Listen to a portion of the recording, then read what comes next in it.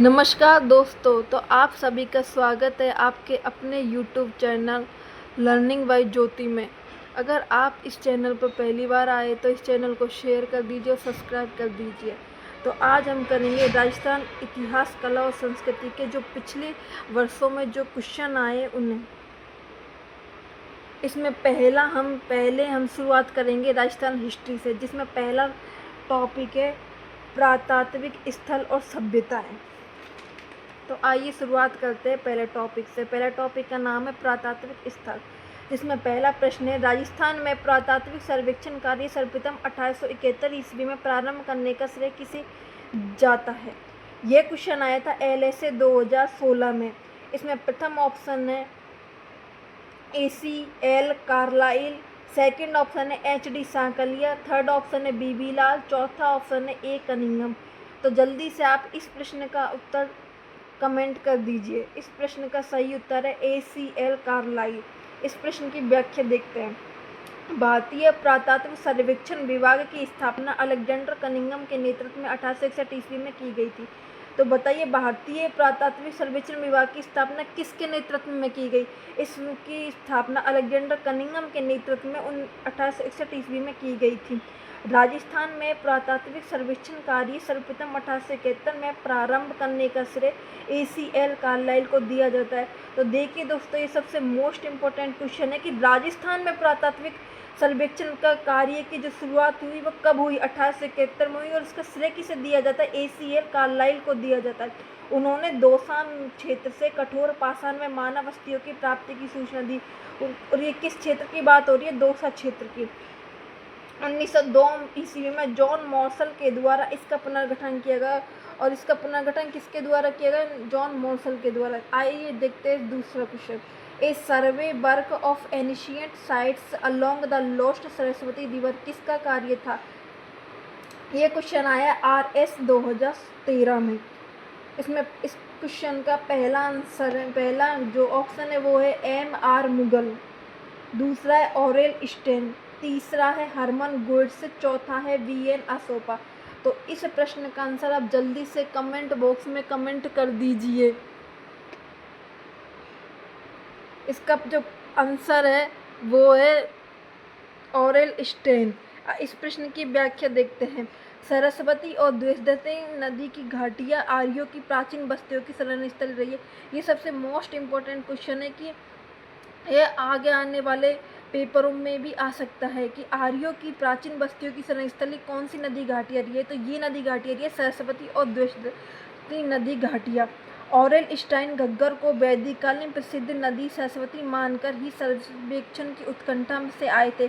वे औल धर्म के मत व कार्य की वह प्रसिद्ध नदी रेगिस्तान में खो गई थी, पर खोज करके प्रकाश डालना चाहते थे। उन्होंने अपने सर्वेक्षण कार्य को अप्रैल 1942 में दी जोग्राफिकल जर्नल में शीर्षक भी a survey work of ancient sites along the lost Saraswati river रखा। तो ये सबसे इम्पोर्टेंट क्वेश्चन है कि जो इन्होंने अपने कार्य को किस वर्ष में इन्हें प्रकाशित किया, 1942 में। और किस में किया, दी जोग्राफिकल जर्नल जो नाम की कोई पत्रिका थी, उसके शीर्षक था, उस शीर्षक का नाम था a survey work of ancient sites along the lost Saraswati. इसमें इन्होंने अपने इस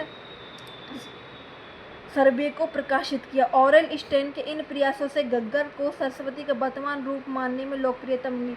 तो आइए अब हम सभ्यता की ओर चलते हैं कि जो राजस्थान में वो सभ्यता है वो कौन कौन सी है। कालीबंगा है, अहाड़ है, गणेश्वर है, बैराट है।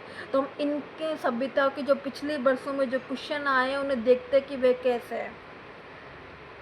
कालीबंगा सभ्यता से जो संबंधित जो पहला प्रश्न है वो ये है, कालीबंगा सभ्यता को सर्वप्रथम प्रकाश में लाने का श्रेय दिया जाता है। तो देखिए, ये क्वेश्चन कितनी सारी जो पिछली भर्ती परीक्षा हुई है उनमें आया। बनपाल 2022 में आया, ये EO 2007 में आया, JN की 2020 में आया, सेकंड ग्रेड हिंदी, इंग्लिश और उर्दू की 2011 में आया, और थर्ड ग्रेड SST 2023 में आया है। ये इसका पहला ऑप्शन है BB लाल, सेकंड ऑप्शन है BK थापर, थर्ड ऑप्शन है AMD खरे, और चौथा ऑप्शन है अमलानंद घोष।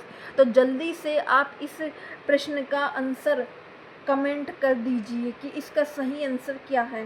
तो आइए जानते हैं इसका सही आंसर क्या है। इस प्रश्न का सही आंसर है अम्लानंद घोष। हाँ जी दोस्तों, कालीबंगा सभ्यता को सर्वप्रथम प्रकाश में लाने का श्रेय किसे दिया जाता है? अम्लानंद घोष को दिया जाता है। आइए इस प्रश्न की व्याख्या देखते हैं। कालीबंगा राजस्थान में हनुमानगढ़ जिला मुख्यालय से दक्षिण पश्चिम में सरस्वती व द्वशदती नदियों की घाटियों में बाएं किनारे पर स्थित है। ये सबसे मोस्ट इम्पोर्टेंट क्वेश्चन है कि कालीबंगा सभ्यता राजस्थान के कौन से जिले में पाई जाती है? यह पाई जाती है हनुमानगढ़ जिले में।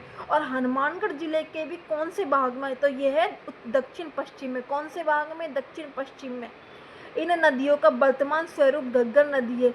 तो बताइए कालीबंगा जो सभ्यता है वो कौन सी नदियों के किनारे? सरस्वती और द्वशदती नदियों के किनारे। लेकिन इन जो ये नदियां है, ये सरस्वती नदियां प्राचीन समय में बहती थी, लेकिन अब वर्तमान में ये विलुप्त हो चुकी है। और इसका वर्तमान स्वरूप कौन सी नदी को माना जाता है? घग्गर नदी को माना जाता है।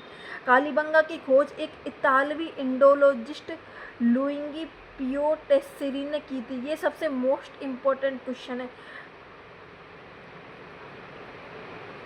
हम ये तो पढ़ते कि कालीबंगा सभ्यता की खोज किसने की थी? अम्लानंद घोष ने। लेकिन ये नहीं पता कि कालीबंगा की खोज एक इतालवी इंडोलॉजिस्ट लुइगी पियो टेस्सिटोरी ने की थी 1951-52 में। कब की थी? ये जो वर्ष है ना, ये सबसे इम्पोर्टेंट क्वेश्चन है। ये आने वाली भर्ती परीक्षाओं की दृष्टि से सबसे महत्वपूर्ण है। तो इसे एक अच्छे तरीके से आप किसी बुक में नोट कर लीजिएगा। 1951 और 52 में भारतीय पुरातात्विक सर्वेक्षण के तत्कालीन महानिदेशक अम्लानंद घोष ने पुनः खोज की तथा इसका उत्खनन 1961 से 1969 ईस्वी के मध्य बीबी लाल इनका पूरा नाम है ब्रजवासी लाल, बी के Thapar, Shri M D. Khare, K M Srivastava, S P. Jain, S P. Srivastava ने कराया। ये जो सारे नाम है बीबी लाल, बी के थापर, एम.डी. खरे, ये सारे कुछ नाम हमें याद होने चाहिए। ये चीज़ें हमें पूछ ली जाती है कि इनमें से कौन सा व्यक्ति कालीबंगा सभ्यता से संबंधित है या फिर संबंधित नहीं है। तो ये सारे नाम हमें अच्छे तरीके से नोट करके रख लेनी चाहिए। चौथे क्वेश्चन पे आते हैं। वर्ष 1961 से 1969 की अवधि के दौरान निम्न में से कौन पुरातत्ववेत्ता कालीबंगा के उत्खनन से संबंधित नहीं है? ये क्वेश्चन आया है फर्स्ट ग्रेड टीचर जीके का पेपर होता है उसमें 2022 में, सेकेंड ग्रेड जीके का पेपर 2022 में। तो इसके ऑप्शन देखते हैं हम। पहला ऑप्शन है आरसी अग्रवाल, सेकंड ऑप्शन है बीबी लाल, थर्ड ऑप्शन है बी के थापा, फोर्थ ऑप्शन एम.डी. खरे। तो बताइए, अभी जस्ट हमने इस प्रश्न को, इससे जो पिछले वाला प्रश्न था उसकी व्याख्या में पढ़ा, तो इसका आंसर आप जल्दी से कमेंट कर दीजिए। इसका आंसर है आरसी अग्रवाल। और मैंने अभी आपको बताया था कि ये जो भी नाम है ये आपको अच्छी तरीके से याद कर लेने, क्योंकि ये ही पूछा जाता है एग्जाम में कि कौन से व्यक्ति इस सभ्यता से संबंधित है और या संबंधित नहीं है। तो देखिए ये वाला क्वेश्चन सेम उसी पर आधारित है। आइए अब हम नेक्स्ट क्वेश्चन देखते हैं। कालीबंगा राजस्थान के किस स्थान पर स्थित है?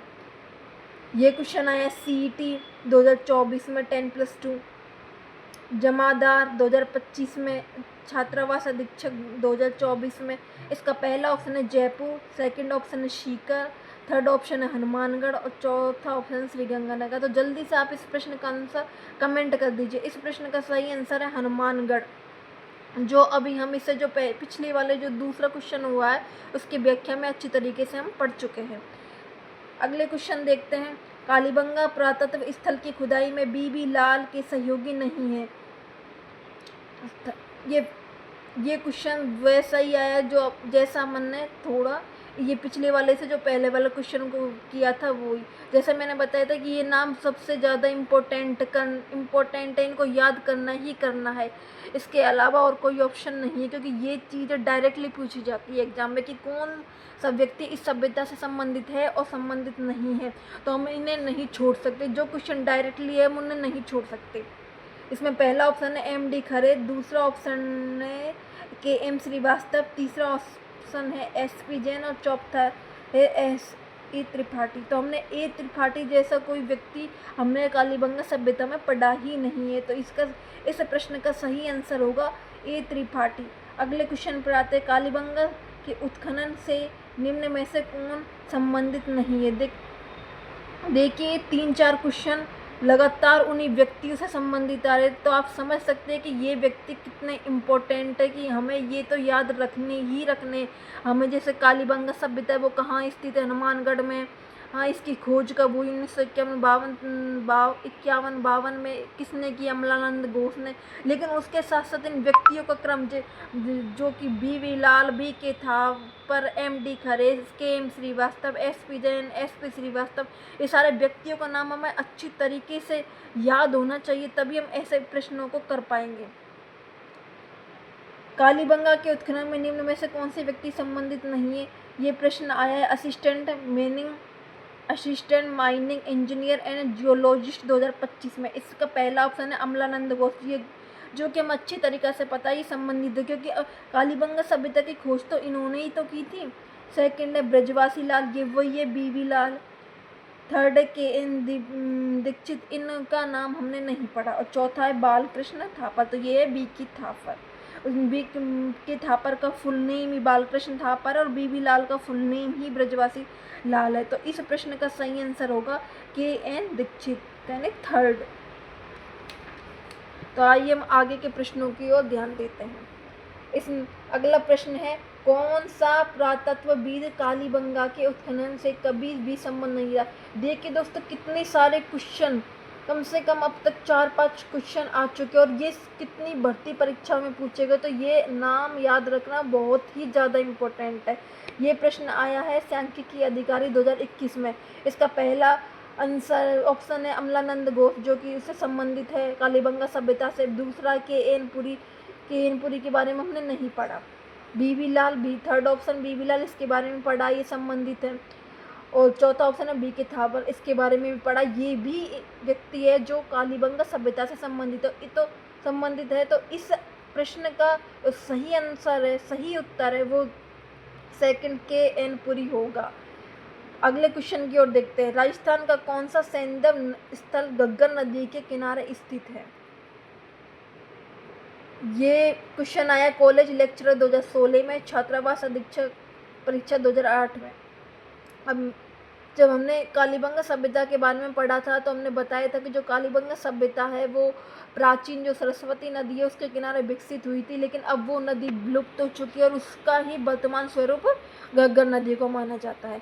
तो इसका ऑप्शन देख लेते हैं कि इसका पहला ऑप्शन है गिलुंड, सेकंड ऑप्शन है अहाड़, थर्ड ऑप्शन है पीलीबंगा और चौथा ऑप्शन है कालीबंगा। तो इसका सही आंसर कौन सा होगा, कालीबंगा।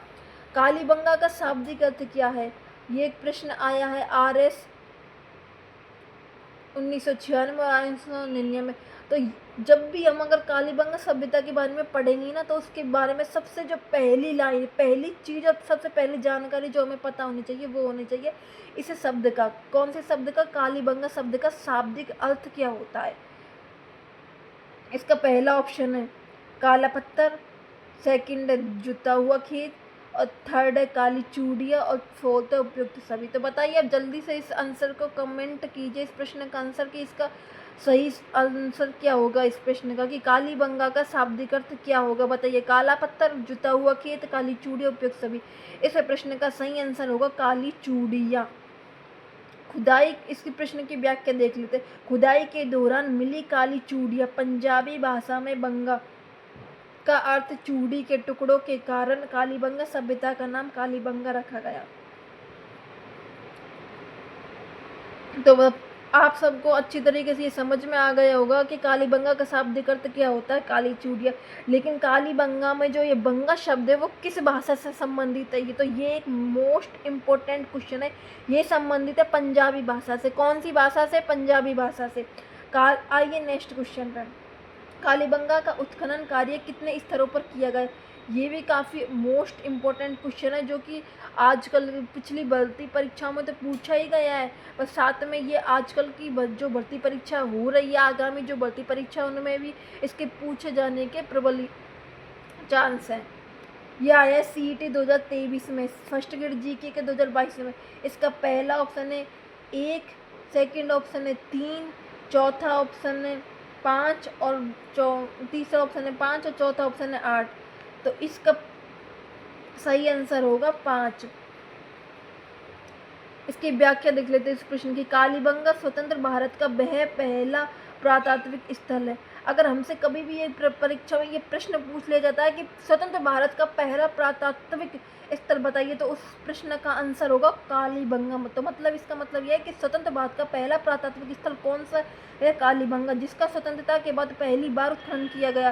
तत्पश्चात रोपड़ का उत्खनन किया गया। तो मतलब कि सबसे पहले तो किसका उत्खनन किया गया? कालीबंगा का। और कालीबंगा के बाद किस स्थान का उत्खनन किया गया? रोपड़ का। तो ये सबसे मोस्ट इम्पोर्टेंट क्वेश्चन है जो आपको याद रखने ही होंगे आगामी भर्ती परीक्षाओं के लिए। कालीबंगा सभ्यता के उत्खनन में 5 स्तर सामने आए। कितने स्तर सामने आए? 5 स्तर। प्रथम 2 स्तर तो हड़प्पा सभ्यता से भी प्राचीन है। प्रथम 2 स्तर तो हड़प्पा सभ्यता से भी प्राचीन है, और वही तीसरे, चौथे और 5वें स्तर की सामग्री हड़प्पा सभ्यता की सामग्री के समान और समकालीन है। इसका मतलब जो हड़प्पा सभ्यता में हमें कितने स्तर मिले हैं? 5 स्तर। और 5 स्तरों में से 2 स्तर तो हड़प्पा सभ्यता से भी प्राचीन है, मतलब हड़प्पा सभ्यता है ना उससे भी पूर्व के है। और जो बाकी के 3 हैं, जो तीसरे, चौथे और 5वें, जो उनके वो है वो हड़प्पा सभ्यता के समकालीन है। और ये जानकारी आपको दी गई है एकदम ऑथेंटिक स्रोत से, मतलब RBSC की क्लास 10th की से ली गई है आपको ये जानकारी। प्राक हड़प्पा सभ्यता, भूकंप, परकोटा व दोहरी फसलों के साक्ष्य, जुते हुए खेत, रक्षा प्राचीर के बाद दक्षिणी पूर्वी भाग में स्थित है। तो ये कालीबंगा सभ्यता की विशेषता है कि भूकंप के सबसे पहले साक्ष्य कहाँ मिले? तो उसका आंसर होगा कालीबंगा। परकोटा और दोहरी फसलों के साक्ष्य भी कालीबंगा सभ्यता में मिले। जुते हुए खेत के साक्ष्य भी कालीबंगा सभ्यता में मिले। रक्षा प्राचीर के बाद दक्षिणी पूर्वी भाग में मिले हैं। तो ये मेन क्वेश्चन हो सकता है कि जो जुता हुआ खेत है वो कालीबंगा सभ्यता में पाया जाता है, लेकिन वो कालीबंगा सभ्यता के किस भाग में पाया जाता है? तो उस प्रश्न का आंसर होगा दक्षिणी पूर्वी भाग में। हड़प्पा सभ्यता को विकसित सभ्यता भी कहा जाता है। सुनियोजित नगर नियोजन, कालीबंगा सभ्यता में एक सुनियोजित नगर नियोजन की प्रणाली विकसित है। पश्चिमी टीले, इसमें 2 टीले हैं कालीबंगा सभ्यता में, एक पश्चिमी टीला और एक पूर्वी टीला। पश्चिमी टीले को दुर्ग गढ़ीय क्षेत्र भी कहा जाता है, जिसमें प्रशासनिक भवन, अंडाकार कुएं, ईंटों के चबूतरे, 7 अग्निवेदियाँ है। ये सारी चीज़ें कहाँ पाई जाती है? पश्चिमी टीले में। और सबसे मोस्ट इम्पोर्टेंट जो प्रश्न है वो ये है कि ये पूछ लिया जाता है अक्सर किसी भी परीक्षा में कि 7 अग्निवेदियों का संबंध कौन सी सभ्यता से। तो इसका हमें अच्छे से ध्यान रखना है कि 7 अग्निवेदियों का संबंध कालीबंगा सभ्यता से। पूर्वी टीले को क्या कहा जाता है? निचला नगर। यहाँ पर सामान्य भवन है, मतलब जो सामान्य भवन होते हैं, सामान्य लोग होते हैं, आम जन, वो रहते हैं इसमें। किस में रहते हैं? पूर्वी टीले में, जो जिसे निचला नगर भी कहा जाता है, निचला शहर भी कहा जाता है। प्राक हड़प्पा कालीन अवशेष, और ये प्राक हड़प्पा कालीन अवशेष मतलब हड़प्पा सभ्यता से भी पहले के अवशेष है। और गाय के मुख वाले प्याले मिले हैं, तांबे के बेल, कांस्य के दर्पण, हाथी दांत का कंगा, मिट्टी के बर्तन, कांच की मणियाँ, खिलौने, सब। ये सारी चीज़ें जितने भी इम्पोर्टेंट है ना, ये हमको एक एक याद होनी चाहिए, तब ही है ना हम आगे आने वाले जो इनसे संबंधित प्रश्न हैं उनको कर पाएंगे। बस्ती, मकानों व धनी लोगों के आवासों के अवशेष प्राप्त हुए। बस्ती के गंदे पानी के निकास के लिए यहाँ लकड़ी और पक्की ईंटों की नाले बनी हुई है। ये सबसे मोस्ट इम्पोर्टेंट क्वेश्चन है, ये अक्सर हर भर्ती परीक्षा में पूछा जाता है कि जो लकड़ी और पक्की ईंटों की नाली है वो कौन सी सभ्यता के प्रमाण है? तो ये प्रमाण कालीबंगा सभ्यता के बताए जाते हैं। मकानों में कच्ची ईंटों का प्रयोग किया जाता है, इसलिए कालीबंगा को दीनहीन बस्ती भी कहा जाता है। तो ये याद रखिए, ऐसी कौन सी सभ्यता है जिसे दीनहीन बस्ती के नाम से जाना जाता है? ऐसे केवल एक ही सभ्यता जिसे दीनहीन बस्ती के नाम से जाना जाता है, और वो है कालीबंगा। कालीबंगा की एक बार फिर से सारी विशेषता देख लेते हैं। दोहरी रक्षा प्राचीर, मतलब कालीबंगा में दोहरी रक्षा प्राचीर, कालीबंगा सभ्यता के चारों तरफ दोहरी रक्षा प्राचीर बनी हुई। स्वास्तिक का चिन्ह बना, और स्वास्तिक का चिन्ह हमें सिर्फ और सिर्फ कालीबंगा सभ्यता से मिला है। और बच्चे के 6 छिद्र वाली खोपड़ी, मस्तिष्क शोध बीमारी है तो सेलिसिस, मतलब बच्चे के 6 छिद्र वाली खोपड़ी के जो अवशेष मिले, जो प्रमाण मिले, वो हमें कालीबंगा सभ्यता से मिले। और समकोण प्रकार की सड़कें, ये भी किसके प्रमाण है? वो ये भी कालीबंगा सभ्यता के प्रमाण है। तो दोस्तों आप ज़रूर कमेंट में बताइएगा कि आपको ये वीडियो कैसा लगा, और मिलते हैं कल अगले नेक्स्ट वीडियो में।